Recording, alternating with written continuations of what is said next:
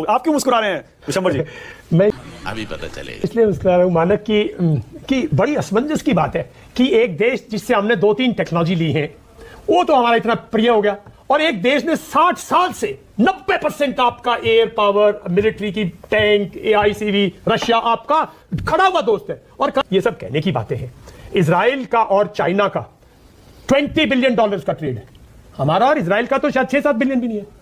जितनी टेक्नोलॉजी, जितने 4-5 हमने लिए, मैं गिन सकता हूं। मैं एक एग्जांपल दूंगा, हमारे टैंक के लिए फायर कंट्रोल सिस्टम दिया था हमने इजराइल से, वो भी भगवान जाने क्यों, लेकिन उसकी कीमत और फायर कंट्रोल सिस्टम जो T90 पे है उसकी डबल दी कॉस्ट है। ये मैं लिख के दे सकता हूं। तो ऐसा कुछ नहीं है, वो ट्रेडर्स हैं, ट्रेड करते हैं, उनका पूरा स्ट्रेटेजिक ट्रेड हमारे साथ इसी तरह से। हमारा एक्चुअल में फ्रेंड जो था रशिया था, अगर आपने उससे तेल बंद कर दिया, क्योंकि इसके दूर तक जाएगी जब आप उसकी क्रिटिकल स्टेट में आप पब्लिकली ये कह देते हो कि हम आपसे अब तेल नहीं लेंगे बिकॉज अमेरिका ने कहा आप तेल नहीं लोगे। बात इस बात की नहीं है कि आपने किसके पक्ष में हो किसके विपक्ष में हो, बात इस बात की है जिन मूल मूल्यों पर दुनिया चल रही है, जिन मूल सिद्धांतों पर दुनिया चल रही है, जो इंटरनेशनल लॉ पर दुनिया चल रही है, उसका हिफाजत कौन करेगा? भारत जैसे देश नहीं करेंगे तो कौन करेगा?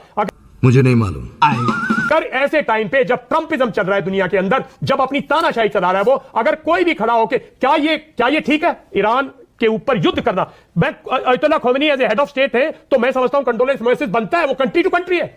क्या आपका फर्स्ट स्टेप, जितनी भी कंट्रीज हैं, लॉ अबाइडिंग कंट्रीज हैं, उनका पहला दायित्व ये नहीं बनता कि अमेरिका ने और इजराइल ने एक कंट्री की सॉवरेनिटी को वायलेट किया है, अटैक किया है? कितने स्टेटमेंट्स आए विशंबर? किसी ने नहीं दिया। मैं वही और मैं कह रहा हूं, आप ये क्यों चाहते हैं कि हिंदुस्तान पूरी दुनिया के खिलाफ खड़ा हो जाए? आप क्यों बस हवा निकल गई। चाहते हैं कि हिंदुस्तान, मैं चाहता हूं हिंदुस्तान 10 साल के बाद सुपर पावर आए, क्यों नहीं चाहते हम?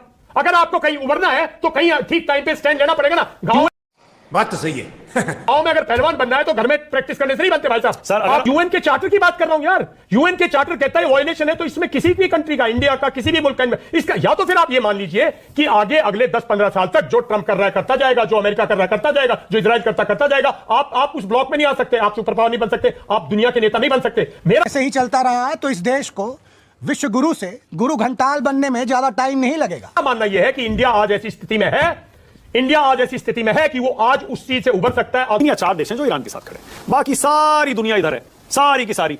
हमें ईरान के पक्ष में और उन 3-4 देशों के साथ और पूरी दुनिया के खिलाफ खड़े होकर क्या मिलेगा? साले का खोपड़ी तोड़ साले का। साहब बोलते हैं तो दुनिया आपके साथ होगी, क्योंकि वो मुल्क कमजोर है। आप क्या कहते हैं? आप क्या कह रहे हैं कि भाई एक छोटा सा मुल्क अफ्रीका का नहीं बोल रहा तो आप भी मत बोलिए, सोमालिया नहीं बोल रहा आप भी मत बोलिए। तो लेने के देने पड़ गए।